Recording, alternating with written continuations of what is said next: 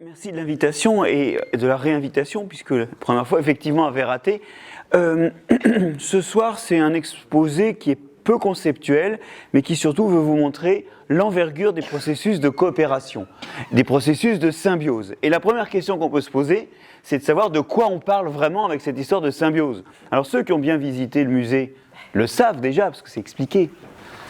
C'est au premier? Non, c'est au deuxième. Au deuxième étage. Donc revenez si vous ne l'avez pas. Si vous avez loupé les vitrines qui parlent de ça.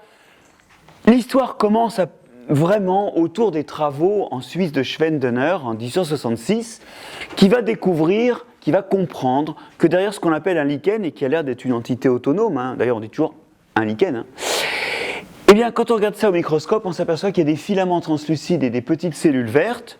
Alors ça on le savait depuis longtemps, mais lui il va proposer que les cellules vertes ce sont les petites algues unicellulaires, et que les filaments ce soit un champignon. Et que donc le lichen soit la coexistence d'une algue et d'un champignon.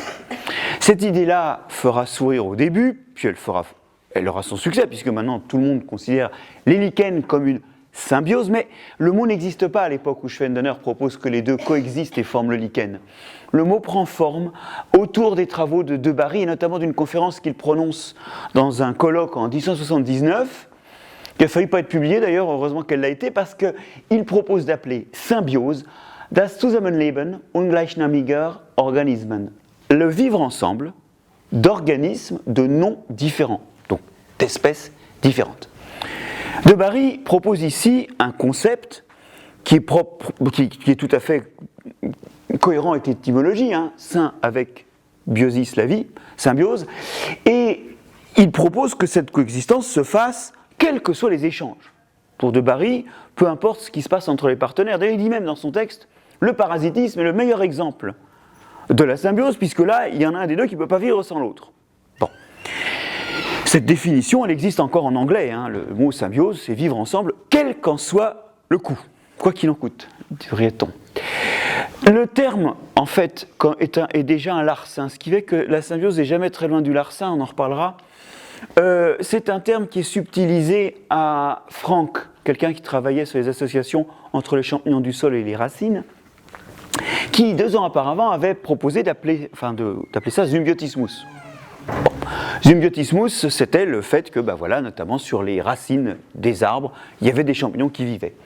Alors ça commence par un larcin, mais ça commence par une définition surtout très très très très large. Or, il existe des cas où les organismes qui coexistent, ils tirent bénéfice tous les deux de cette coexistence. Par exemple, le poisson clown et l'ensemble des poissons du genre Amphirion, ils vivent dans des anémones. Alors, pas les mêmes selon les espèces. Nous, on connaît bien Nemo, alors c'est lui là.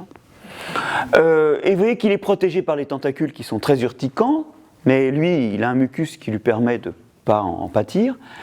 Et d'autre part, ils se battent pour la bouche. Les plus gros, souvent, gardent avec succès la bouche, parce que, regardez bien, ils rentrent dans la bouche pour manger, et puis d'ailleurs, regardez, des fois, il sort des crottes, parce que la bouche, c'est l'anus, chez les anémones de mer, et ils mangent les crottes, en fait. Alors, les petits arrivent à se faufiler dans la bouche-anus de l'anémone pour aller chercher les crottes. Les plus gros ont besoin d'attendre que ça sorte. Mais pour le poisson, c'est à la fois une protection et une source de nourriture. Alors, on peut se demander maintenant l'effet sur l'anémone. Est-ce que vous avez une idée de l'intérêt pour l'anémone d'avoir un poisson clown? Est-ce qu'il n'y a pas d'intérêt? Est-ce que c'est même délétère? Alors, je vous ai dit qu'il y a plein de couples anémone-poisson clown. Et il y a certains amphirions qui sont très agressifs. Regardez, quand on met la main, ils attaquent. Ça, c'est des anémones qui ont carrément plus de tentacules. Parce que là, dans ce cas-là, c'est pas l'anémone qui protège le poisson, c'est le poisson qui est agressif et qui protège l'anémone. Et dans ce cas-là, point n'est besoin de gros tentacules. Bon, mais c'est pas tout. Dans une expérience qui consiste à nourrir les poissons clowns avec des aliments qui contiennent de l'azote repérable, c'est de l'azote 15, une forme particulière d'azote, parce que le poisson clown, il ne mange pas que des crottes d'anémone, de temps à autre, il va attraper des trucs dehors. Bon, alors là, dehors, on lui met des petits aliments qui sont marqués à l'azote, avec un azote particulier, et ensuite on regarde la quantité d'azote marquée qui est récupérée par les anémones. Qui, elles, regardez, on met les aliments là, l'anémone elle est dans le coin, normalement, elle n'a pas accès à ces aliments-là. Alors on voit que quand il n'y a pas de poisson, l'anémone ne récupère pas l'azote des petites choses qu'on met dans l'aquarium, c'est normal, hein. C'est trop loin d'elle pour que ses tentacules l'attrapent, voilà. Quand par contre il y a une ou l'autre de ces deux espèces d'amphiprions, eh bien, vous voyez qu'on récupère de l'azote. Et on récupère aussi du phosphate. En fait, l'anémone exploite le pipi du poisson clown pour avoir plus d'azote et de phosphate. Et ce pipi, il est fait, alors non seulement de déchets, non seulement à partir de ce que le poisson clown aura mangé comme crotte, mais aussi de choses qu'il aura été chercher dehors. C'est un rabatteur d'azote et de phosphate pour les rares fois où il sort croquer autre chose. Bon, là, le bénéfice, il est réciproque. Ouais. Alors, ça a débouché sur une seconde définition qui a fait son chemin surtout en français. Et on appelle symbiose, bien sûr, l'association physique, mais une interaction à bénéfice réciproque. C'est ce qu'un biologiste belge, Van Beneden, avait appelé du mutualisme. Le mutualisme, c'est quand deux espèces se rendent service. Elles ne sont pas obligées de vivre ensemble, hein. La pollinisation, par exemple, les insectes et les fleurs n'interagissent que très transitoirement. D'ailleurs, ils devraient interagir plus parce que il y aurait moins de pollen dans l'air s'il n'y avait pas des plantes qui étaient obligées de mettre du pollen dans le vent, hein. Bref, voilà pour les détails de ce qui va me faire tousser jusqu'à la fin de cette soirée. Non, c'est bon, merci. Cette définition-là est plus restrictive puisqu'on se contente de parler des cas de coexistence à bénéfice réciproque, comme l'anémone de mer et le poisson clown. Et moi, je vais vous parler de ça, mais dans l'eau. Et ça, vous l'avez déjà envisagé avec le poisson clown, hein, ça a des rôles défensifs. Et je vais vous parler d'une symbiose défensive assez amusante, c'est les anémones de mer qu'on trouve sur la coquille qu'habite le Bernard l'ermite. Ça n'est valable que pour les bernards l'ermite aquatiques, il y a aussi les bernards l'ermite terrestres, hein, sous les tropiques. Mais les bernards l'ermite terrestres, aquatiques, ils ont souvent des anémones sur le dos. Alors, ces bernards l'ermite, ils mangent salement. Quand ils dépecent ils mangent souvent des cadavres, des débris comme ça, et ils envoient dans l'eau des restes que l'anémone peut rattraper. Donc, en fait, ils contribuent, en s'alimentant salement, ils contribuent à nourrir l'anémone. Bon. Mais l'anémone, quand on la tripatouille, elle émet des groupes de cellules urticants, ce qu'on appelle des aconcis, c'est ces grands filaments, qui sont extrêmement urticants pour le coup, et qui en fait font que quand quelqu'un vient s'intéresser au Bernard l'ermite de trop près, eh bien il y a ces filaments urticants qui sortent et qui protègent le Bernard l'ermite. Alors évidemment, le Bernard l'ermite, de temps à autre, il change de coquille. Quand il grandit, il lui faut une coquille plus grande. Et évidemment, il perd son anémone, il risque de perdre son anémone, mais il a une façon de la frotter avec délicatesse, vous allez voir, de la frotter très doucement. Voilà, il y a une aconcie là parce qu'elle a été un peu tripotée, mais vous voyez, elle est en train de se décoller. Elle est en train de se décoller. Ces gestes très particuliers permettent que l'anémone se décolle parce qu'elle tient à son substrat par une ventouse. Et regardez, la ventouse, vous l'avez vue là, hein, et il la redispose sur sa coquille. Et il continue à la maintenir un petit peu, mais très très vite, elle réadhère. Alors là, on passe en accéléré. Hein, regardez, hop, la ventouse est en train de se mettre en place. Et hop. Vous voyez qu'il n'y a pas trop d'aconcis qui sont sortis. Hein. Si moi je fais ça sur ce Bernard l'ermite, alors il y en a partout. Et c'est reparti. La vie à deux peut continuer. Bon, là pour l'instant, il la maintient un peu parce qu'elle est en train d'adhérer, mais voilà comment cette union peut perdurer dans le changement de coquille. C'est reparti. Alors, des crustacés qui sont associés à des anémones, il y en a d'autres qui sont encore plus marrants, et c'est aussi de la défense, vous allez voir, ce sont les crabes boxeurs. Alors, c'est des crabes qui ont des pinces complètement atrophiées, et sur chaque pince, il y a des anémones. Alors, vous voyez que, en fait, on ne voit presque pas que ce n'est pas le crabe, hein, mais il y a une anémone sur chaque pince. Et en fait, là encore, c'est une histoire de crabe qui mange salement. Ces anémones sont alimentées des restes des aliments du crabe. Voilà. Et vous allez voir ici deux crabes boxeurs qui se rencontrent. Un petit problème de territorialité.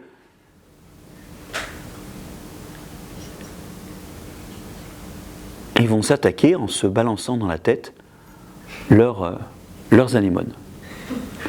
Alors, ils font ça pour se défendre et ils font aussi ça pour attaquer des petites proies. Et ce qui est assez amusant, c'est que des fois, ils perdent leur anémone. Et ils ont une façon de masser l'anémone qui reste avec leur pince atrophiée qui provoque une division rapide de l'anémone en deux. Mais vraiment accélérée en l'espace de quelques heures. Et quand il y en a deux, ils en détachent une et ils la remettent sur l'autre pince. Donc ils peuvent perdre l'anémone, mais jamais pour longtemps. Il y a aussi d'ailleurs, quand ils muent, un dispositif pour aller rechercher l'anémone sur la carcasse abandonnée, sur l'exuvie abandonnée. C'est beau, hein, ces histoires-là. Alors, c'est des histoires relativement anecdotiques, mais qui montrent bien que le fait d'avoir un partenaire, ça peut protéger. Et maintenant, je vais vous montrer une autre symbiose, qui va vous en rappeler une autre, qu'on n'appelle pas souvent symbiose, et pourtant, c'est l'agriculture. Les agriculteurs vivent auprès de leurs vaches, ils vivent auprès de leurs champs, et il y a un bénéfice réciproque. Leur bétail et leur culture ne grandiraient pas sans leur présence, ou pas aussi bien, et eux, ils en mangent, et forcément, ils en vendent, et ça leur permet d'avoir de l'argent. Et là, vous, on ne peut pas dire que vous soyez en symbiose avec des céréales ou avec des vaches, vous êtes trop distant de ça, mais ceux d'entre nous qui vivent auprès de ces organismes-là, on peut prétendre qu'ils sont en symbiose avec ce qu'ils cultivent ou ce qu'ils élèvent. Eh bien, j'ai été trop vite, je suis désolé, c'est pas de ça dont je veux vous parler. Je vais vous parler des poissons nettoyeurs. C'est encore une protection, on reviendra tout à l'heure sur cet exemple. Alors ça, c'est l'histoire de poissons qui nettoient les autres poissons. Et il y a des stations de nettoyage. Je vais reprendre mon film. Voilà. Vous voyez que là, il y a un poisson qui est arrêté, il est en position de nettoyage, et il y a un petit labridé qui vient le nettoyer. Et hop, c'est fini, on passe au suivant. C'est vraiment des stations de nettoyage, c'est-à-dire que la position est fixe, et les poissons, ils arrivent et ils changent d'attitude. En particulier, ils ouvrent les ouïes.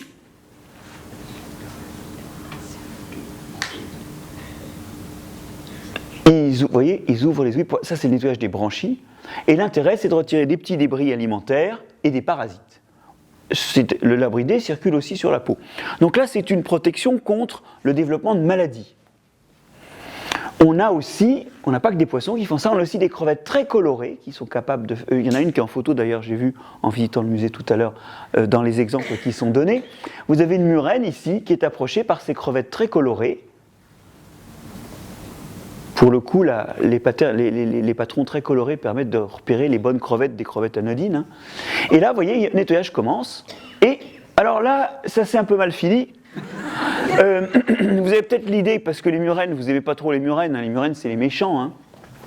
Vous avez peut-être l'idée que cette histoire-là était une histoire de crevette qui a failli se faire bouffer. En fait, c'est le contraire. C'est la crevette qui a commencé à se tailler un morceau de beefsteak dans les gencives de la murène, et donc l'histoire s'est arrêtée. Et ça, c'est un risque. Quand vous laissez s'approcher de vous un poisson qui peut vous mordiller la peau pour la nettoyer, ou qui rentre même dans votre cavité buccale, où vous avez les branchies qui sont très fragiles, et l'ensemble des muqueuses de la bouche qui sont très fragiles, il y a un risque qu'il gnaque. Ouais. Et ça, souvent, ça débouche sur des rejets, des interruptions de l'interaction. Et c'est ce que vous avez vu. Hein. C'était pas du tout que la crevette a failli se faire manger. Une murène ne mange pas de crevette. C'est juste qu'elle a eu mal et elle a interrompu l'interaction. Et alors, ce qui est assez amusant, c'est que ces stations de nettoyage, la crevette, elle se déplace à domicile dans le cas de la murène, mais en général, vous avez des zones où sont les nettoyeurs, et les poissons, vous avez vu, ils arrivent, puis quand c'est fini, ils partent. Et dans ces stations de nettoyage, il y a ceux qui attendent. Et puis, il y a ceux qui sont venus et qui vont revenir ou pas. Alors, quand on regarde s'il y a de l'attente, ou pas, on s'aperçoit que le taux de retour est de 60% quand un poisson n'a pas attendu. S'il a attendu, il ne revient pas. Ça vous rappelle des choses ? Ouais. Excellent. Si jamais il s'est fait avoir, s'il ne s'est pas fait avoir, le taux de retour, alors c'est pas la même expérience, mais vous voyez que c'est à peu près 60% encore. S'il s'est fait avoir, s'il s'est fait mordiller, il revient dans 10% des cas. Je trouve que c'est encore beaucoup, mais ça vous rappelle des choses aussi, ça. Hein ? Il y a des apprentissages des poissons. Et le plus rigolo, c'est que si vous mettez un poisson nettoyeur à nettoyer un leurre, séparé par une cloison opaque d'un poisson qui est susceptible d'être nettoyé, ou bien séparé par une cloison ajourée, vous observez que le comportement du nettoyeur n'est pas le même. Si le nettoyeur ne sait pas qu'il y a un poisson de l'autre côté, et ne le voit pas, parce que dans ce dispositif, les odeurs passent. S'il ne voit pas qu'il y a un nettoyeur de l'autre côté, il triche plus souvent, il fait plus souvent des sales coups, que s'il voit qu'il y a un poisson à nettoyer à côté. Vous y êtes ? Et c'est pas con, parce que, vous avez vu, les poissons, ils tiennent compte de l'information, et non seulement de l'information de ce qu'ils ont vécu, mais de ce qu'ils voient. Et donc, en fait, le fait que les nettoyeurs nettoient mieux quand ils sont observés, ça leur permet d'éviter que les poissons évitent leur station et repartent tout de suite. Donc c'est des comportements très élaborés qui font que finalement ça marche bien en général, sachant que dans le détail, les partenaires n'ont pas forcément une tendance profonde à coopérer. Voilà une symbiose assez finement régulée, à la fois par l'observation des autres et la mémoire des poissons, qui fait que la tricher dans cette interaction n'est pas forcément très rentable. Et donc est relativement limitée. Bon, la défense c'est une chose, maintenant on va parler de symbiose pour manger. Bon, on a déjà senti qu'il y avait des histoires de nutrition, hein. Les poissons et les crevettes nettoyeuses, ils se nourrissent en nettoyant, c'est vraiment l'intérêt pour eux. Alors, je voudrais vous raconter une histoire qui va nous emmener sous les tropiques, dans ces îles dont les eaux sont très bleues et qui sont entourées par des récifs coralliens. Alors, les récifs coralliens, si on aime bien aller en vacances là-bas, et si l'eau est très bleue, c'est que c'est de l'eau pure. Je vous rappelle que bleu, c'est la couleur de l'eau. Et bleu-vert, c'est de l'eau avec des algues. Là-bas, l'eau, elle est très bleue et très translucide parce qu'elle est pure. Il n'y a rien dedans. Alors, et c'est pour ça qu'on voit très bien les coraux sous l'eau. Hein. Enfin, c'est tout à fait superbe. Pourquoi il n'y a rien dedans ? Déjà parce que ce sont des toutes petites îles au milieu de l'océan, donc les apports des rivières se dissolvent se diluent très très vite dans l'eau. Donc il n'y a pas beaucoup de matière qui arrive. Et en plus, cette matière se retrouve diluée dans l'océan. Donc il n'y a pas beaucoup d'éléments venus par les petits fleuves de la Terre. Et comme il n'y a pas beaucoup d'éléments venus de la Terre, il n'y a pas beaucoup de phosphate, il n'y a pas beaucoup de fer, il n'y a pas beaucoup de potassium, il n'y a pas beaucoup de tout ça, et donc les algues ne se développent pas. Ce n'est pas ce qui se passe sur nos littoraux, où les rivières amènent beaucoup de choses, parce que le continent est énorme derrière. Là, c'est une petite île, et donc comme il n'y a pas grand-chose comme sels minéraux, il n'y a pas non plus beaucoup d'algues. Et donc l'eau est transparente parce qu'il n'y a ni turbidité venue de la Terre, ni algues microscopiques qui se développent dans l'eau. C'est translucide. Mais alors l'histoire, c'est que donc il n'y a rien à manger. Parce que s'il n'y a pas d'algues, il n'y a rien qui mange des algues. Et rien qui mange ceux qui mangent des algues. Pourtant, on observe ce récif corallien, et ces récifs coralliens sont un vrai paradoxe, parce que non seulement c'est un foisonnement de vie, mais en plus il y a une diversité colossale. 2/3 des espèces marines connues vivent dans les écosystèmes coralliens. C'est énorme, hein ? Alors, qu'est-ce qui explique ce paradoxe ? Un paradoxe qui doit son nom de paradoxe aux observations de Darwin. Darwin avait posé la question, il avait proposé une hypothèse, mais qui ne marche pas dans le cas général. Il ne comprenait pas pourquoi, là où il n'y avait rien à manger et où l'eau était extrêmement pauvre, on trouvait des écosystèmes coralliens aussi riches, avec une matière aussi abondante.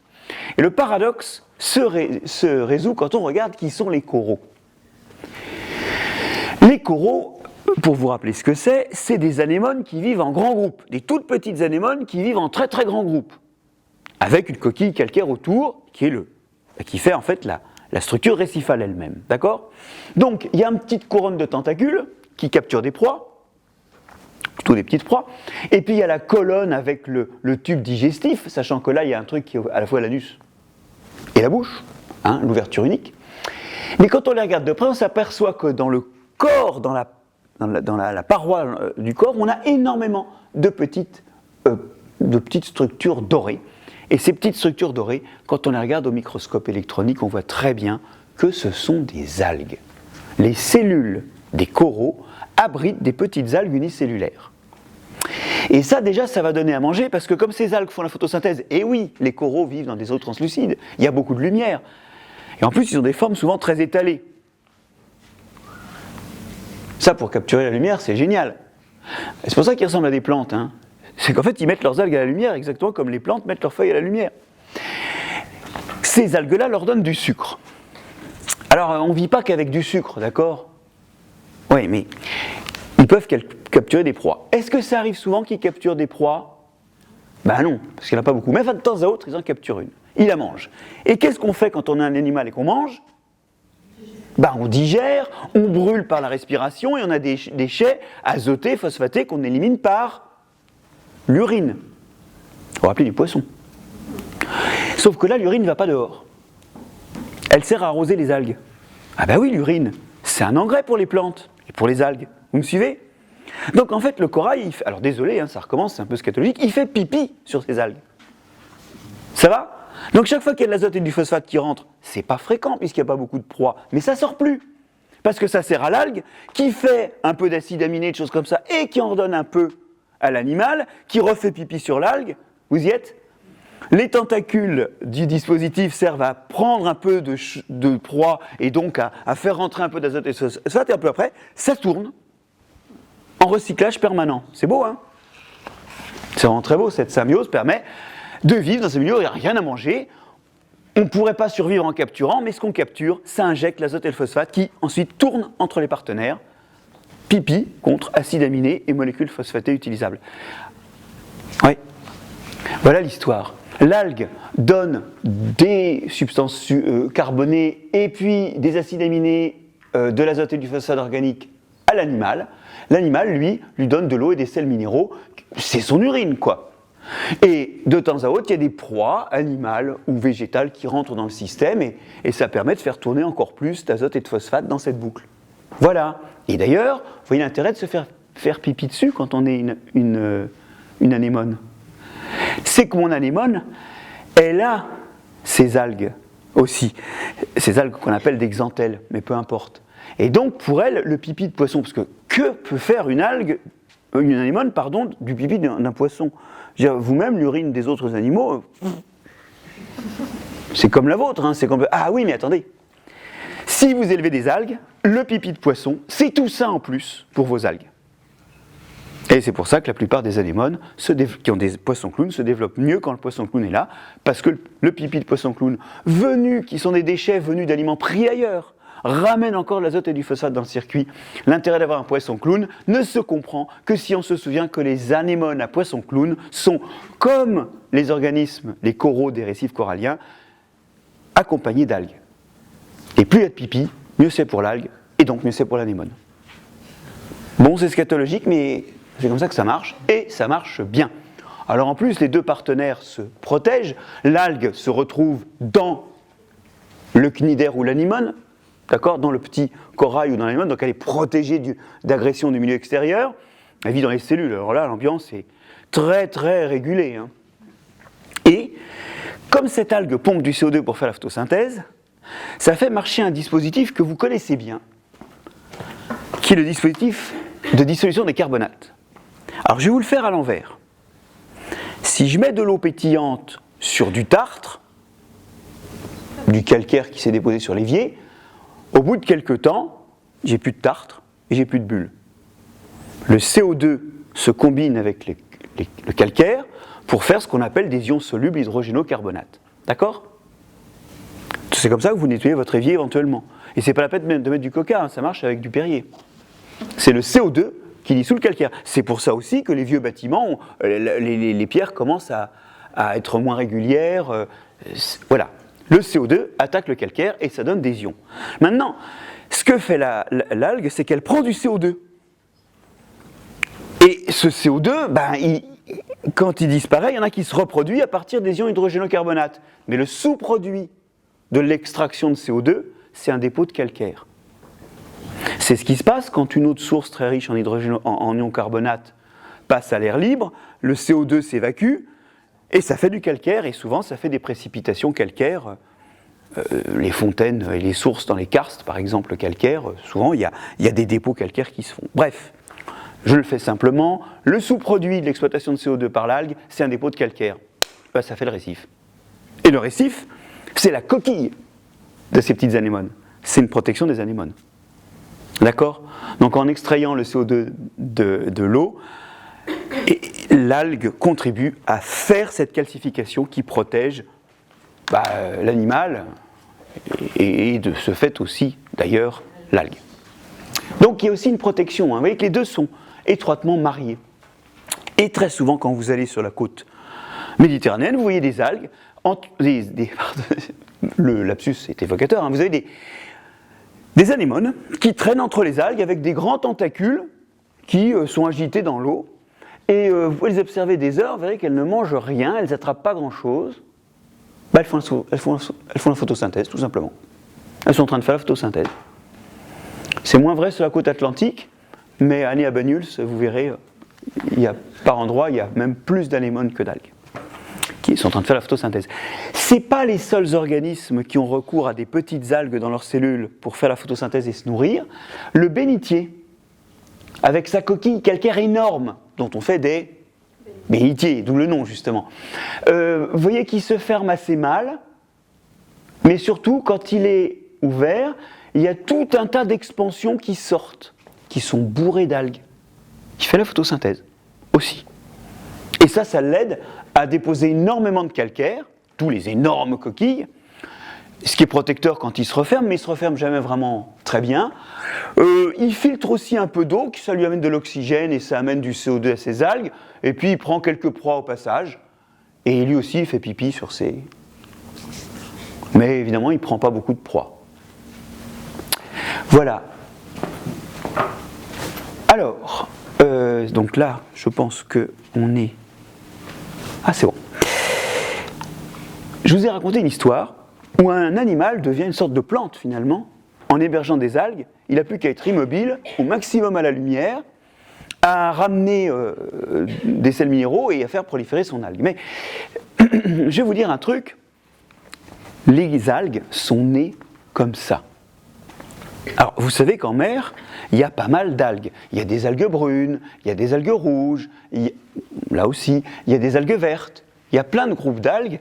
Et alors, je vous montre la même chose dans l'Atlantique, parce que ça, c'était en Méditerranée, des rouges, des vertes, des brunes. Il y a plein de groupes d'algues. Et ces groupes d'algues, ils ont tous en commun, petite parenthèse, qui n'est pas très aquatique, hein, les plantes terrestres, les algues vertes qui ont mal tourné. C'est-à-dire qu'elles sont sorties de l'eau. Mais ce que je vais vous raconter, c'est aussi l'origine des plantes terrestres qui dérivent des algues vertes. D'accord ? Bon, mais je retourne donc là voir mes algues. Toutes mes algues, elles ont en commun de faire la photosynthèse, c'est-à-dire d'avoir dans leurs cellules, même si la couleur n'est pas toujours la même, des chloroplastes. C'est-à-dire des parties de la cellule que vous voyez très bien ici, qui contiennent des pigments, alors qui sont soit verts, soit rouges, soit brunâtres, qui captent la lumière. Alors pas toute la lumière, c'est ça qui fait que les algues ont une couleur, c'est la couleur de ce qui n'est pas absorbé, mais ce qui est absorbé sert à faire la photosynthèse. On en a parlé de ça, c'est-à-dire la conversion de CO2 en sucre. Et une fois de plus, ce sont ces petites particules des cellules là qui font la photosynthèse. C'est les parties qui réalisent ça. Alors j'en vois qui sourit parce qu'il me voit venir avec des bottes. Ces chloroplastes, en fait, on s'est aperçu que c'était des bactéries qui vivaient dans les cellules des algues, ou des plantes d'ailleurs. En effet, il y a dedans un petit peu d'ADN, et cet ADN ressemble beaucoup à l'ADN des cyanobactéries, qui sont des bactéries qu'on connaît libres, et qui font la photosynthèse. Vous en avez sur tous les monuments de la ville d'Orléans, et ceux qui ont été ravalés il y a le plus longtemps, eh bien ils ont pris cette patine un peu grise, avec éventuellement des drapés, hein, des espèces de pissures. Alors je sais qu'Orléans est une ville fort bien tenue, mais malheureusement on n'échappe pas en 15 ans au retour de ça. Et d'ailleurs c'est un vrai problème, c'est que les villes bien tenues, à force de retirer ça, c'est pas forcément très bon pour la pierre. En tout cas, quoi qu'il en soit, cette patine, si vous regardez, elle est plus abondante là où l'eau coule. C'est donc pas de la pollution. Parce que si dans les zones où l'eau coule après la pluie, c'est là que éventuellement la pollution se déposerait le moins, puisqu'elle serait entraînée. Non, c'est des croûtes de cyanobactéries. Donc les cyanobactéries, si vous avez vu un bâtiment calcaire avec une patine un peu grise, noirâtre, vous les connaissez. C'est des bactéries qui font la photosynthèse, qui vivent libres dans l'environnement, mais certaines sont rentrées dans l'ancêtre des plantes. Ancêtre des plantes qui les a maintenues en vie dans les cellules en leur amenant de l'eau et des sels minéraux, et en prenant un peu de sucre en échange. En fait, les algues et les plantes font exactement comme les coraux et les bénitiers. Ils hébergent des organismes qui font la photosynthèse. Alors, c'est un hébergement ancien. Et ces cyanobactéries qu'on trouve dans les cellules et qu'on appelle les chloroplastes ne vivraient plus dehors, hein, ils ne savent plus vivre que là. Mais la photosynthèse des algues, et donc des plantes qui nous entourent, ça vient aussi d'une symbiose avec un organisme qui savait faire ça avant et qui était une bactérie. Alors donc, quand j'ai une algue dans une anémone, en fait, j'ai une cyanobactérie dans une algue, dans une anémone. Oui, et un poisson clown éventuellement par-dessus. Vous voyez que l'image du poisson clown, quand ça devient un peu plus compliqué. Hein. En tout cas, cette histoire-là, alors là, je vous ai montré une cyanobactérie aquatique, on s'en fout. L'histoire, quand même, ce qu'il faut vraiment retenir de ça, c'est que la photosynthèse, les algues l'ont attrapé comme quand nous on attrape la scarlatine, en attrapant un microbe. Alors attention. Qui a attrapé ça? Pas les algues actuelles, hein, les ancêtres des algues. À quoi pouvaient-ils bien ressembler? Eh bien, à ça, par exemple. Ça, c'est une amibe qui contient plein d'algues, et notamment plein de cyanobactéries qui est en train de digérer. Là, vous avez une autre amibe qui est en train d'avaler cette algue qui est une diatomée un peu allongée. Là, vous avez une paramécie qui est en train de digérer, là encore une diatomée. D'ailleurs, vous allez voir une paramécie avaler une algue. Regardez, vous êtes prêts? Hop, c'est parti. Alors tout ça, ça mesure, entre 10 et 100 millièmes de millimètre. Hein. Encore une? Miam. Et vous voyez très bien l'emballage autour. On voit très bien hein, que il y a là une membrane autour, bon, assez typique. Là encore encore une paramécie qui est en train d'avaler une algue. Alors vu la forme de l'algue, elle est un peu déformée. On a aujourd'hui tout un tas de petits organismes unicellulaires qui avalent des cyanobactéries ou des algues. Et en fait, on peut penser que l'ancêtre des plantes, il devait ressembler à ça, et il se nourrissait en avalant des cyanobactéries. Parce qu'à l'époque, il n'y avait que des cyanobactéries qui faisaient la photosynthèse. Et puis un jour, c'est l'histoire d'une indigestion, les cyanobactéries qui étaient rentrées n'ont pas été digérées, et non seulement elles ont été nourries par la cellule qui les hébergeait, mais en plus, elles ont commencé à se diviser en captivité. De telle sorte qu'aujourd'hui, les chloroplastes ils se divisent, et quand vous divisez une cellule en deux, les deux compartiments héritent d'une partie des chloroplastes. Et maintenant, c'est devenu une symbiose permanente. Mais il faut réaliser que les ancêtres des algues, et donc les ancêtres des plantes, devaient être des choses qui avalaient des cyanobactéries, et que c'est une forme d'indigestion qui a débouché à la mise en place de ce qui est devenu un compartiment cellulaire stable, qui assure la photosynthèse chez nos grandes algues et nos plantes.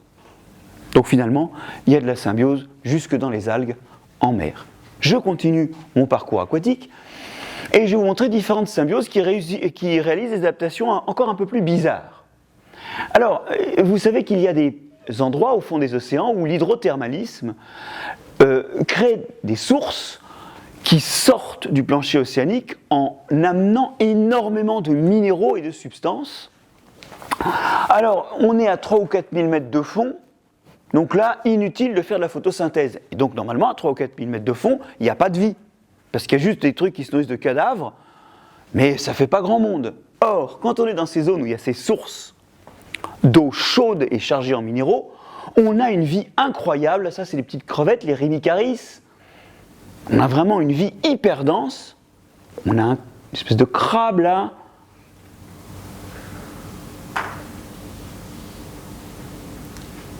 En fait, normalement, vous avez en gros 10 kg entre 1 et 10 kg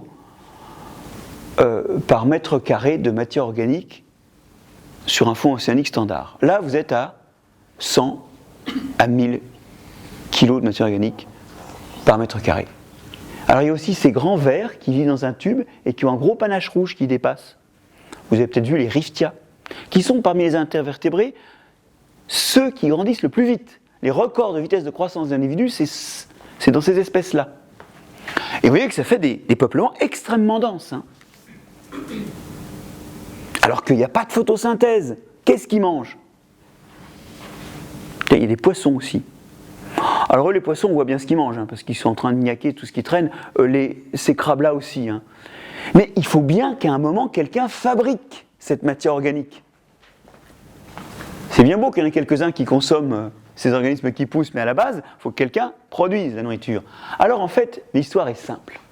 Dans ces écosystèmes-là, les organismes, comme par exemple ces vers qui vivent dans un tube, contiennent dans leur organisme des bactéries. Ils contiennent même dans leurs cellules. Voilà les bactéries qui sont vues au microscope électronique ici. Et en fait, ces bactéries peuvent utiliser le CO2 qui est dans l'eau de mer, le soufre réduit. Vous savez, le H2S, hein, c'est ce gaz qui a l'odeur d'eau pourrie, et c'est un gaz qui est extrêmement réducteur, et l'oxygène de l'eau. Et ils font une réaction chimique entre ces deux molécules, ça libère de l'énergie qui permet de transformer le CO2 en sucre. Et puis il y a un déchet, c'est du sulfate. Donc en fait, là, vous avez des bactéries qui utilisent une réaction chimique entre ce qui sort de ces sources hydrothermales et l'oxygène de l'eau, ça libère de l'énergie, et cette énergie remplace la lumière dans un processus qui convertit le CO2 en sucre. Voilà. Elles font comme les bactéries photosynthétiques, sauf que leur source d'énergie, ce n'est pas la lumière, mais une réaction chimique qui libère de l'énergie, l'oxydation du H2S par l'oxygène. Et elles donnent un petit peu de sucre à leur hôte. Et c'est l'hôte qui leur amène le CO2, le H2S et l'oxygène, puisqu'elles sont complètement au sein de l'hôte. Et le grand panache rouge de votre verre, il est en train de capter ça. Donc vous avez là des animaux qui sont capables de vivre en grande profondeur parce qu'ils hébergent des bactéries qui, à l'aide d'une réaction chimique permise par les produits qui sortent avec ces sources qui suintent du plancher océanique, sont capables de faire l'équivalent de la photosynthèse, mais à l'ombre. Alors, on trouve aussi des moules géantes, qui sentent d'ailleurs assez fort le soufre, vous allez voir pourquoi. Et ces moules géantes-là, c'est pareil, elles ont dans leurs branchies, donc dans les parties qui leur permettent d'exploiter normalement l'oxygène de l'eau, elles ont des bactéries qui oxydent, pareil, le H2S ou le méthane, quand il y en a. D'ailleurs, alors voilà ces bactéries, on les voit très bien là dans une cellule de branchie, et d'ailleurs, quand on regarde des sites où il y a beaucoup de H2S dans l'eau, on s'aperçoit qu'il y a surtout des bactéries sulfoxydantes oxydant le soufre dans les branchies et pas beaucoup de bactéries oxydant le méthane. Quand on regarde un site comme Black Ridge où le jus qui sort est riche en méthane mais pauvre en H2S, eh bien vous avez beaucoup de bactéries oxydant le méthane dans les branchies et peu de bactéries oxydant le soufre. Sachant que ça, c'est les différents stades de développement. Donc en plus là, vous avez deux types de bactéries et selon la qualité du liquide qui sort du plancher océanique, on s'adapte en ayant plus de l'une ou plus de l'autre, on s'adapte à la ressource disponible, le H2S ou le méthane. Mais toujours, ce H2S et ce méthane sont oxydés par l'oxygène, ça libère de l'énergie et hop, on fait du sucre avec ça. Alors c'est ainsi que les animaux se sont adaptés au grand fond océanique en vivant nourris à l'intérieur d'eux-mêmes par des bactéries auxquelles ils amènent. La moule, elle filtre de l'eau, donc elle va exploiter justement toutes les substances qu'il y a dans l'eau. Elles amènent le nécessaire pour fabriquer du sucre et elles reprennent un peu de sucre en échange. En fait, ces animaux-là sont l'équivalent des plantes dans nos écosystèmes. C'est eux qui fabriquent la matière. Et puis après, vous avez quelques consommateurs, quelques poissons ou quelques crustacés qui viennent et qui mangent ça. Eux, ils ne contiennent pas de bactéries, mais ils mangent ceux qui en contiennent. Et voilà pourquoi, précisément dans l'endroit où il y a ces suintements, ces fontaines hydrothermales qui ramènent des composés comme le H2S ou le méthane, voilà pourquoi à ces endroits-là, on a tellement de vie, alors que d'habitude, en fait de vie, on n'a que ce qui peut manger les cadavres qui viennent de la surface, donc on n'a pas grand-chose. Alors, on a aussi plus récemment découvert des zones qu'on appelle les suintements froids, qui sont des zones notamment à l'endroit où les rivières arrivent dans l'océan, où il y a énormément de débris, de sédiments qui s'empilent, et dans ces sédiments il y a de la matière organique, et du coup ils suintent de ces sédiments du méthane, des gaz comme l'éthane aussi, voire de l'ammoniac. Et là, on retrouve dans ces endroits-là de grandes quantités, même s'ils sont trop profonds pour qu'il y ait de la photosynthèse, on retrouve des grandes quantités de vie, on retrouve même les moules en question. Alors, ça a été des découvertes qui ont lieu vous voyez, dans les années 70 et 80. Les plus vieux d'entre nous se souviennent peut-être qu'à l'époque, on a même eu une couverture en couleur du monde, ce qu'on n'avait jamais vu, parce qu'on a découvert une biosphère complètement inconnue. Dans les années 70, on a découvert par de très grands fonds, grâce à des bathyscaphes, ce qui se développe sur ces endroits qu'on appelle les dorsales, où il y a ces liquides qui ressortent du plancher océanique et qui amènent du H2, du H2S, du méthane. Alors ça, c'est des écosystèmes qui sont marrants parce que rapidement, la fontaine se bouche à force d'amener plein de choses qui précipitent dans la mer, donc tout crève, et puis le liquide, il commence à sortir par ailleurs, ça fonctionne pendant 10 ans, ça se bouche, voilà. Et puis, vous avez dans les suintements froids, alors le mot n'est pas très très joli, ces endroits où il y a beaucoup de sédiments empilés et où ça expulse des fluides, notamment riches en méthane, éthane, H2S, NH3, vous avez également des écosystèmes qui se développent. Ils ont été découverts dans les années 80. Là, les profondeurs sont très variables, ça dépend de là où est l'empilement de matière organique. Mais vous avez des écosystèmes plus durables parce que là, pour le coup, ça soigne de façon diffuse. En fait, c'est un matériau sableux, pas consolidé, donc les liquides remontent, et là, ça ne se bouge pas. Donc là, c'est des écosystèmes qui sont plus durables. Quand vous replongez 10 ans plus tard, il ne vous arrive pas ce qui est arrivé aux premiers replongeurs, qui ont replongé à certains endroits parce qu'ils s'attendaient à retrouver ce qu'ils avaient vu 10 ans avant, et puis il n'y avait plus rien. C'était crevé. Là, vous pouvez y retourner. Cela dit, si c'est à 0 mètre, c'est pas difficile, mais c'est rare. Si c'est à 6000 mètres, on n'y retourne pas comme ça. Alors, moi, je vous emmène maintenant dans les herbiers de Posidonie. Parce que dans les herbiers de Posidonie, vous allez... Alors ça, c'est quand même plus près de la surface et on peut y aller en vacances. Hein. Ces herbiers-là, il y en a en Méditerranée.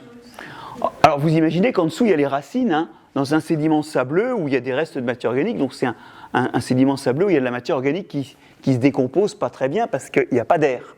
Bon. Les systèmes racinaires de ça sont dans un sédiment où, notamment, faute d'air, il y a une grande production de H2S. Je vous le fais très rapidement. Vous savez, quand on met beaucoup d'algues sur le littoral, par exemple breton ou caribéen, d'accord, ça se décompose à l'abri de l'air et ça émet du H2S. Vous le savez parce que c'est ça qui est toxique pour les riverains. Et très toxique, hein, c'est vraiment problématique. Bon, le sable qui est en dessous de la Posidonie, il y a de la matière organique, par exemple des racines mortes de Posidonie, hein, et donc ça se décompose à l'abri de l'air et ça fait du H2S. Bon. Et dans ce sédiment, on trouve des petits coquillages qui vivent enfouis et qui vivent enfouis. Et c'est tout. Ils sortent jamais. Alors vous allez dire, mais comment ils mangent ? Parce que ils vivent enfouis et en fait, ils ont un tout petit siphon qui va en surface et qui prend l'oxygène. Mais c'est tout ce qu'ils prennent en surface. Mais ils ont dans leurs cellules des bactéries qui, entre le H2S qu'ils prélèvent avec leurs pieds dans le sédiment et l'oxygène qu'ils prélèvent avec ce siphon, est capable, ces bactéries avec le H2S et l'oxygène, exactement comme ce qui se passe dans les grands fonds, ça fait de l'énergie et cette énergie sert à transformer le CO2 en sucre. Donc vous avez des coquillages presque sous vos pieds quand vous êtes au-dessus d'un herbier de Posidonie qui hébergent des bactéries qui dans ces conditions sont capables d'utiliser l'oxygène de l'eau et le H2S qui se forme dans le sédiment sous la Posidonie pour faire la même chose que ce qui se passe par 4 à 5000 mètres de fond. Donc ça veut dire qu'on peut le voir pour moins cher. Et alors ces coquillages, ces bactéries, elles ont une particularité, c'est qu'en plus, alors là, elles sont fortiches, elles sont capables de prendre de l'azote atmosphérique qui rentre par le siphon et de le transformer en acide aminé. C'est-à-dire qu'en plus, non seulement elles donnent du sucre, mais elles donnent aussi des acides aminés aux lucines. Donc les lucines, en dehors d'avoir leurs pieds qui trempent dans le H2S du substrat pour le récolter et leur siphon pour faire rentrer un peu d'oxygène et du N2, elles font rien que attendre. Voilà la vie de lucine. Mais c'est encore plus compliqué. Parce que je vous ai dit que le H2S c'est toxique, d'accord ? Or, où sont les racines des Posidonies ? Elles sont dans le H2S. Comment elles font pour survivre ? Dans beaucoup de cas, alors c'est compliqué, il y a d'autres histoires, je ne vous les raconte pas, mais dans beaucoup de cas, elles sont juste à côté de lucine. Or, la lucine, qu'est-ce qu'elle fait ? Elle prend le H2S, et oui, autour de la lucine, il y a moins de H2S. Donc avoir une lucine à côté des racines d'une Posidonie, ça permet d'avoir moins de H2S. Et en plus, si jamais la lucine meurt ou s'il y a des fuites, il y a des acides aminés et de l'azote consommable qui ressort dans l'eau. Dans le substrat. Donc en fait, ce qui se passe, c'est que très souvent, les lucines en fait, sont en interaction, non seulement avec leurs bactéries, mais avec les Posidonies. Et avec ces plantes aquatiques, parce que ce sont vraiment des plantes qui sont retournées à l'eau, les Posidonies, la Posidonie, elle a tout un réseau de trous qui permet d'envoyer de l'oxygène aux parties profondes pour qu'elles respirent. Il y a des fuites d'oxygène. Et ça fait de l'oxygène qui va pouvoir rentrer dans la lucine, qui va compléter l'oxygène qui est venu par son siphon. Cependant que la lucine, elle détoxifie le H2S puisqu'elle le consomme, il y en a moins, et en plus des fois il y a des fuites, donc elle libère de l'azote. qui peut servir aux posidonies. Il y a des expériences qui montrent qu'une partie de l'azote des posidonies vient en fait des lucines.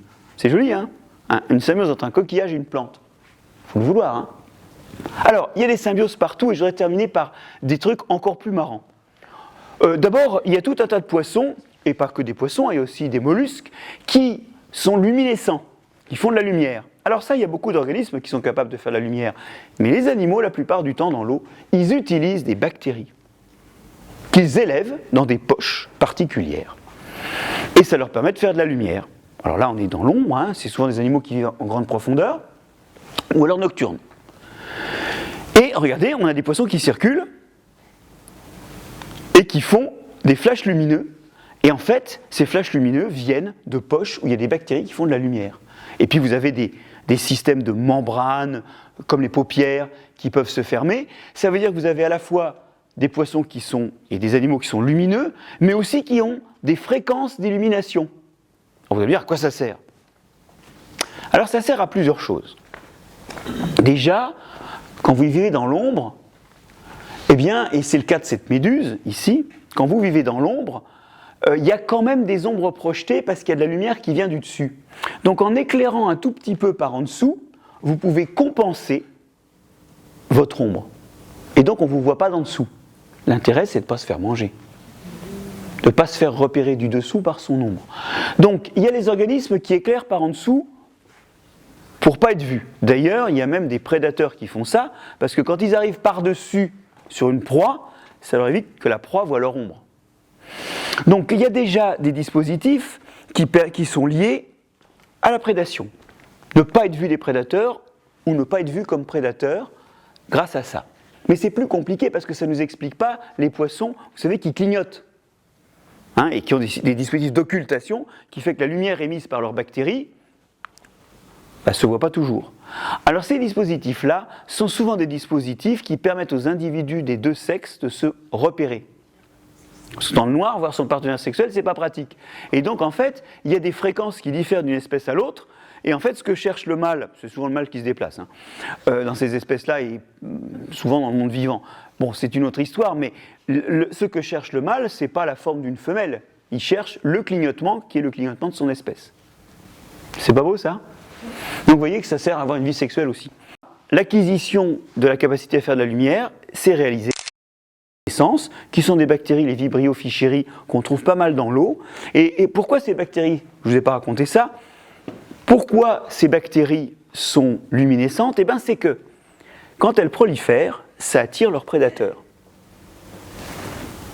Bon, ça c'est le cas de à peu près toutes les espèces vivantes. Mais elles sont luminescentes. Alors quand elles sont seules, il ne se passe pas grand-chose. Mais quand elles sont assez nombreuses, ça fait assez de lumière pour qu'on voit où elles sont, et donc où sont leurs prédateurs. Et ça attire les prédateurs, des prédateurs de ces bactéries, qui, de façon acquise ou innée, recherchent les taches de lumière pour manger. Donc, en fait, ces bactéries, elles sont luminescentes pour se protéger. Et des fois, ça leur permet de gagner un gîte où il y a carrément à manger. C'est le moment où elles rentrent dans un poisson ou une méduse qui est associée à ces bactéries. Autre exemple, alors j'en reviens à mon agriculteur, je suis désolé, il n'était pas là, mais vous allez voir, c'est quand même de la protection aussi. J'en reviens à mon agriculteur. Vous savez, tout à l'heure, je vous ai dit, l'agriculteur, il est un peu en symbiose avec ceux qu'il élève ou ce qu'il cultive. C'est l'histoire de poissons, regardez cette tache bien verte là, qui cultive des algues. Donc vous voyez, en accéléré, là, on voit, il patrouille tout le temps au-dessus des algues. Voilà. Et cette tache colorée, là, c'est des algues qu'il mange. Mais il n'y a que lui qui les mange. Vous voyez, elles sont là. C'est des algues d'ailleurs qui ne vivent qu'avec le poisson, hein, on ne les trouve pas seules dans la nature parce que sinon, elles ne poussent pas bien. Et le poisson défriche, il empêche les autres algues de se développer. Vous allez voir qu'il les protège également. Alors voilà ces petites algues hein, qui sont de mémoire des Polysyphonia. Et maintenant, on va regarder ensemble ce que fait le Stégatès pour protéger ces Polysyphonia. Déjà, il attaque les autres poissons. Regardez, vous avez vu les attaques ? Et il enlève les herbivores comme les oursins qui s'introduisent dans son champ. Pouf. Et vous voyez toujours sa tache là. Donc on a littéralement des poissons qui ont inventé l'agriculture, qui ont cultivé des algues bien avant que l'homme commence à cultiver des algues, n'est-ce pas? Et en plus, je ne vous fais pas de dessin. Le poisson, il est souvent en train de surveiller là. Où est-ce qu'il fait pipi? Sur ces algues. Ce que doit faire tout bon jardinier d'ailleurs. Recycler l'azote et le phosphate. Allez, encore un truc un petit peu marrant. Voilà des petites algues vertes qu'on appelle des monostromas. Mais peu importe, ça ressemble un peu aux laitues de mer. Ces laitues de mer, on peut essayer de les cultiver au laboratoire. Et quand vous cultivez quelque chose, pour ne pas avoir d'ennui, vous avez envie de le cultiver en milieu stérile, notamment pour éviter les maladies. Alors voilà ce qui se passe quand on les cultive en milieu stérile. L'algue se développe en un tas de cellules qui ne collent pas entre elles. Alors que normalement, ça fait des petites lames. Alors c'est des cultures au labo, donc c'est encore petit. Vous voyez, c'est qu'elle sait pas, c'est pas des tas de cellules disjointes, hein. Ça fait des lames. Et en fait, quand on cultive sans bactéries, bah ça pousse mal. La forme n'est pas normale.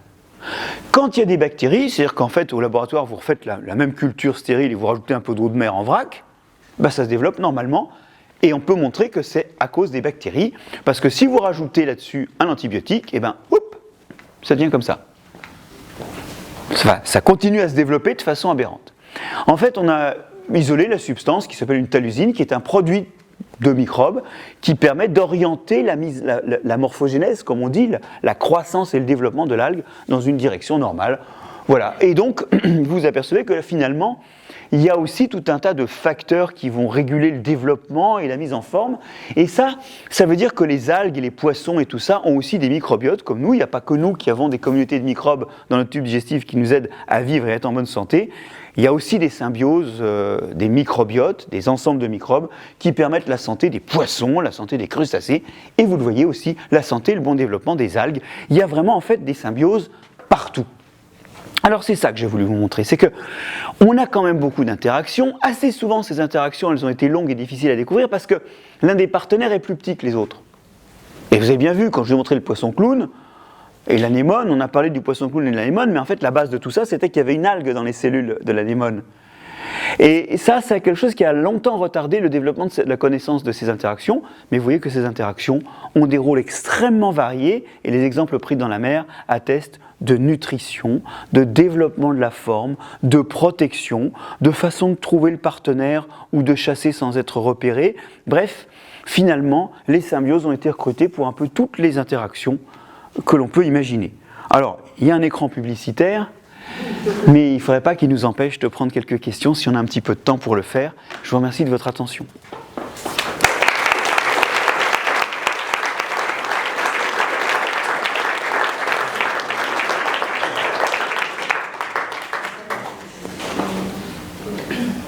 Est-ce que vous avez des questions dans la salle? Des questions? Envie d'aborder tel ou tel sujet? Profitons-en. La présence de Marc-André Bourselat. Bonsoir, merci beaucoup. Je voudrais revenir sur ce que Madame a dit pour vous introduire, qui disait que on allait voir qu'il y avait, que l'adaptation n'était pas forcément toujours dans une optique de survie. Et après votre exposé, j'ai l'impression que c'est pas une optique, mais c'est quand même, ça contribue énormément à la survie et du coup. Le propos introductif, c'était de dire qu'il n'y avait pas que de la compétition ou de la prédation, d'accord ? Mais il est clair que survit ce qui est adapté. Et donc quelque part, on peut reprendre. Donc je pense que le propos il était plutôt pour dire qu'il fallait casser une vision d'un monde fait uniquement sur la compétition et la prédation. Il l'est fait aussi de ça. D'ailleurs, même à l'époque actuelle, je pense à ce livre de Pablo Servigne et je ne sais plus qui là sur l'entrée d'une autre loi de la vie. Il y a aussi une tendance un peu naïve à dire tout est coopération. En fait, c'est plus compliqué, hein. Mais je vous invite à lire le chapitre 4 de mon prochain livre qui partira en février prochain. L'idée, c'est que la coopération se bâtit pour autant qu'elle prend en compte ou qu'elle est compatible avec les risques de compétition ou de prédation. Donc, on n'est pas en train de dire qu'il n'y a que de la coopération ou que de la compétition et de la prédation. Le monde est fait de tout ça. Et ce qu'il faut comprendre, c'est qu'est-ce qui permet à l'un de coexister avec l'autre, à l'un de types d'interaction de coexister avec l'autre. Mais en réalité, le fin mot, c'est quand même que survit ce qui est adapté. Et on peut redire ce que je viens de vous dire d'une autre façon. Il y a deux façons de s'adapter dans l'évolution. Une façon, c'est d'avoir des mutations et de changer. C'est ce que fait le coronavirus.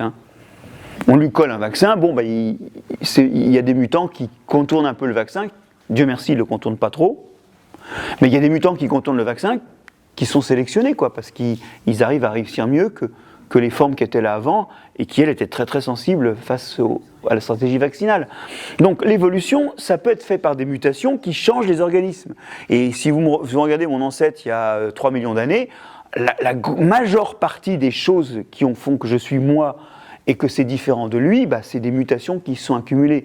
L'adaptation, ça peut être lié aux propriétés propres de l'espèce. Mais il y a une deuxième façon de s'adapter, qui n'est pas volontaire, mais des fois, il y a des cas où le fait de rentrer en communication avec un partenaire, ça permet de s'adapter. Et donc vous êtes un animal qui mange des proies en surface, ou qui mange de la matière morte en surface, vous rencontrez des bactéries, vous pouvez vivre au fond des océans, ce sont elles qui vous adaptent à ça. D'accord ? Vous êtes un organisme, un ancêtre des anémones et des coraux, vous vivez dans un milieu où il y a à manger, bien sûr, vous êtes capable de faire une interaction avec des algues et vous vous adaptez à un milieu pauvre. Donc, et de la même façon, il y a plein de façons de trouver son partenaire sexuel, mais il y en a qui le trouvent en utilisant une algue, une bactérie luminescente pour faire des signaux. Voilà. Donc, à chaque fois dans l'évolution, il y a la possibilité d'évoluer par soi-même ou d'évoluer par association, c'est-à-dire de s'octroyer, en quelque sorte, les propriétés d'un autre groupe. Et je vais vous dire, quand vous prenez une propriété comme la luminescence, c'est pas très dur à faire évolutivement. Il vous faut en gros un gène, ou 2, ou 3, pour faire une molécule complexe et pleine d'énergie, et un autre gène pour faire une enzyme qui pouf, pouf, pouf, la dégrade et émet de la lumière. C'est ça la luminescence. Donc, dans l'évolution, souvent, il y a des organismes qui sont devenus luminescents par eux-mêmes. Mais il y en a d'autres qui sont devenus luminescents en capturant une bactérie. Faire la photosynthèse, dans une plante, c'est 9/10 des gènes de la plante qui servent à faire la photosynthèse. C'est super compliqué. D'accord ? Donc, dans l'évolution, devenir photosynthétique, il y a que les cyanobactéries qui l'ont fait. Alors, je schématise un tout petit peu, mais voilà. Et après, elles ont été réemployées dans les algues vertes, réemployées dans les algues brunes, réemployées dans les algues rouges. Parce que là, l'inventer par soi-même, c'est un peu complexe. La probabilité que ça apparaisse, il faut beaucoup de gènes, c'est un peu complexe. Et pour des traits compliqués, ils sont plus souvent empruntés aux autres qu'acquis par soi-même, parce que la probabilité de les acquérir par soi-même est faible. Vous me suivez ? Donc il y a deux façons d'évoluer, et quand le trait est simple, souvent la mutation suffit. Quand le trait est complexe, il vaut mieux recruter quelqu'un qui sait faire. Par parenthèse, c'est votre vie, Des petites réparations toutes bêtes à la maison, ou des petits raccords de peinture, vous les faites vous, Mais les grands travaux, quand vous avez une énorme fuite, vous faites appel à un pro, C'est la même histoire, mais dans l'évolution, si je peux me permettre cette comparaison.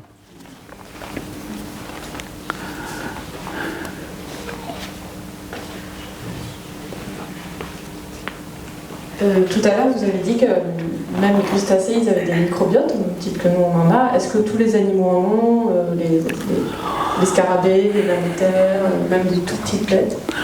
Mais oui, absolument tous. Vous savez, à l'échelle d'un animal, d'une bactérie, un cloporte ou un petit ver de terre, le plus petit des vers de terre, c'est comme pour vous la ville d'Orléans, C'est un endroit énorme. Les nématodes. Les nématodes, oui, les nématodes, ils ont un microbiote. Alors, il y en a moins, évidemment, parce que c'est plus petit. Les nématodes, ce sont des tout petits vers qui font de l'ordre d'un centième de millimètre. Donc là, évidemment, ces petits vers-là, il y a moins de microbes dedans, mais il y a encore de la place pour mettre plein de microbes, et donc il y a un microbiote quand même à leur surface et dans leur tube digestif. Alors quand on commence à avoir plein de cavités, comme les oreilles, le nez, le vagin, alors là, c'est évidemment, il y a encore plus de place à coloniser, c'est sûr. Parce que chez les animaux, le microbiote, il est dans les trous et sur la surface. Donc plus vous avez de trous, plus il y a de colonisation. C'est vrai que le nématode, lui, en gros, on doit avoir un tube digestif, voilà, et en plus il est petit. Mais il y a toujours des microbes qui sont là. Et en fait, ce qui se passe, c'est que la plupart du temps, c'est des microbes qui rentrent, voilà, de façon bénigne. Ils sont là et ça fait rien. Ce qu'on appelle les commensaux.